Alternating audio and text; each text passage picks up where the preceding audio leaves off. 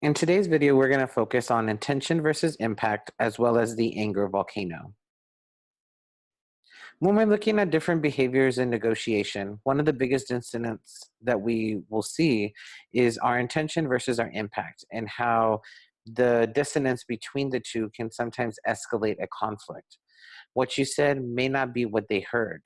And so this difference between the two sometimes leads us to understand, okay, then why was our intention received differently?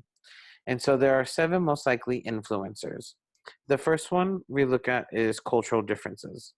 Cultural differences is just really looking how various cultures interpret particular things. For example, slurping ramen noodles. In Japan, slurping ramen noodles may be seen as polite, while as here in the United States, it may be seen as rude. So you have the same content, slurping noodles, but a different impact. In Erin Meyer's book, The Cultural Map, Breaking Through the Invisible Boundaries of Global Business, she demonstrates how similar phrases can be interpreted very differently between various countries. And one of the examples she focuses on British versus Dutch. And one of the phrases that she looks at is with all due respect.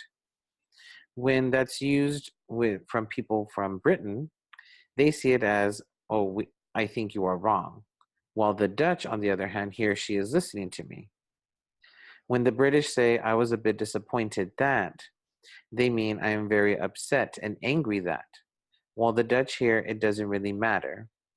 So we can see that how easily our impact may differ from our intent, just strictly looking at cultural differences.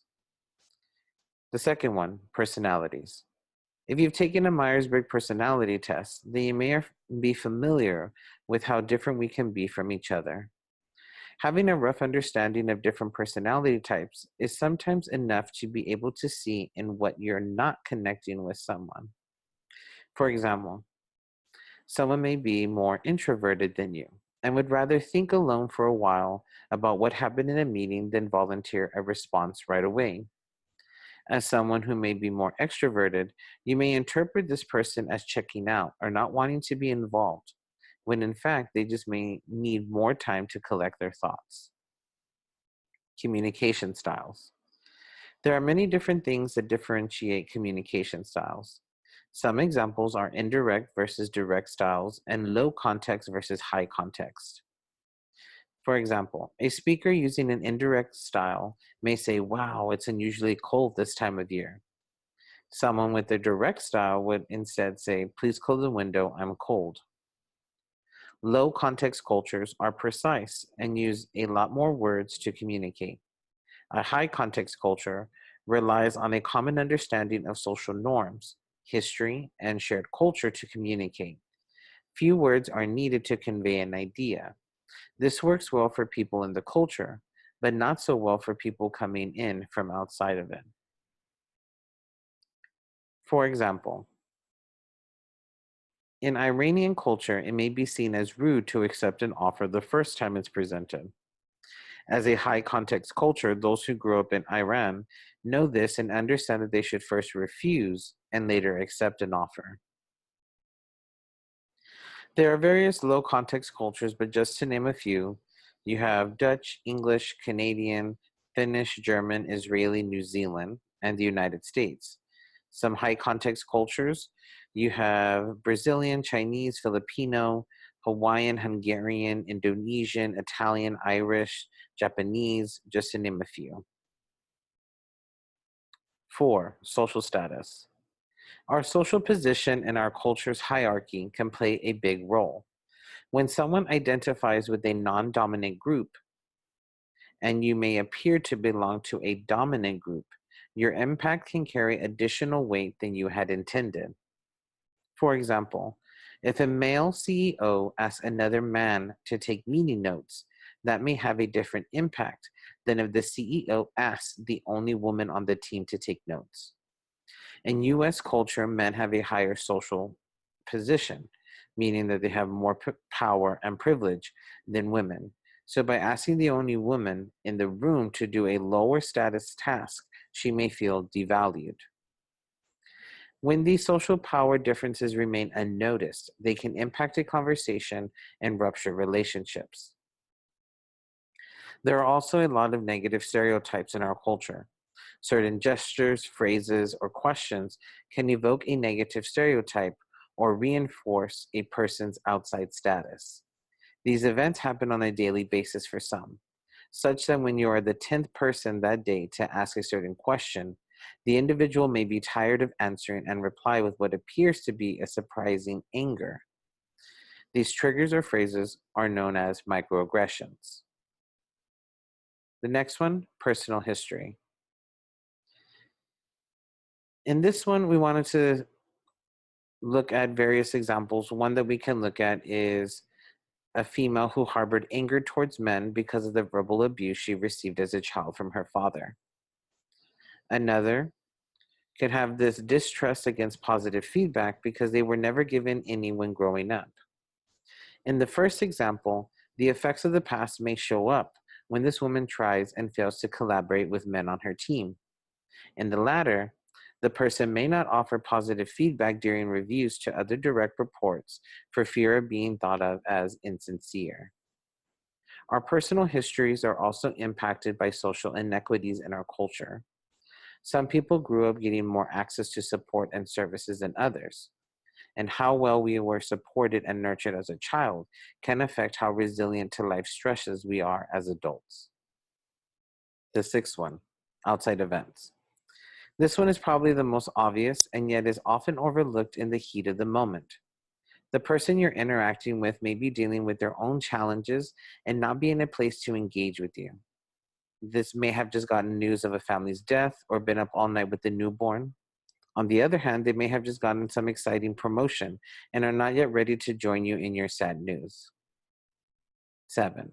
Unconscious intent or bias. Though we may have the intent to pay a compliment, for example, we may be unwillingly doing so from a subconscious belief based on a negative stereotype. I have 3 examples that I'm going to discuss, so I want you to keep in mind that these are based on US cultural stereotypes and may differ for other countries. And the first one, a young woman is told, "You throw pretty well for a girl." In America, there is a stereotype that women are inferior to men. This comment indicates surprise that a woman can do something as well as a man and reinforce the idea that this is an unusual event. And the second one, surprise is shown when hearing that a Black friend went to Yale University. One stereotype of Black Americans is that they are uneducated, criminals, and poor. Going to an Ivy League school does not fit these expectations, and surprise reinforces this idea. And the third one, a disabled person, while doing mundane tasks like buying groceries, is told, "You are so inspiring." Not only do disabled individuals hear this a lot, it also highlights that they are somehow inferior to more able-bodied folk, that they can't do simple everyday tasks like buying groceries. So when we look at these 7 influencers, there are various reasons as to why our intention and our impact can be seen differently from how we intended it to come across. So what can we do? There really isn't an easy answer for this. So what do we do if our impact of our actions doesn't match our intent? How do we navigate different cultural norms, personality, and communication styles? How do you take into account social inequities that might be affecting the impact of your actions? Overall, there isn't an easy answer for this question. Because we humans are so complex, a lot of trial and error is required as you learn to navigate the terrain of difference. For me, this is still a constant practice. The good news is that you can become more skilled, and your improved awareness and ability to recover from and repair unintentional impact will greatly improve your communication and relationships. So here are some guidelines. The first one, educate yourself. Learn about different cultures, personalities, communication styles, social inequities, and microaggressions. 2, practice a self-regulating activity like meditation, yoga, compassion, or prayer. These practices develop the body's natural ability to lower cortisol and heart rate in challenging situations. 3, learn a structure for clear communication. The key to this way of communicating is learning to separate the impact from intent and speak into these separately. The first one, when expressing feedback or asking a question in a potentially delicate situation, it can be helpful for you to first state your intent. For example, I really want to improve our working relationship, and I'm trying to understand some of the friction I'm feeling when we talk. Would you be open to exploring this with me? When on the receiving end, because we can't know another's intent, we can only describe the facts of the impact on us. Start with what is factually observable, such as words, gesture, etc. Then describe the emotional impact on you. I wasn't finished with what I was saying when you started talking about our next initiative. I felt like my ideas weren't valued or seen as important. So these are just a few things that you can do to better understand intention versus impact and really create a clear form of communication and educating yourself when engaging in particular conflicts. Will you always know what influencer is impacting the dissonance between your intention and your impact? You may not always. Um, but really going into conflicts and really going into negotiations with this idea that you will probably fail and it is okay as long as you're open and receptive to learn and to express that compassion and empathy for the other individual and the other party when that mistake arises.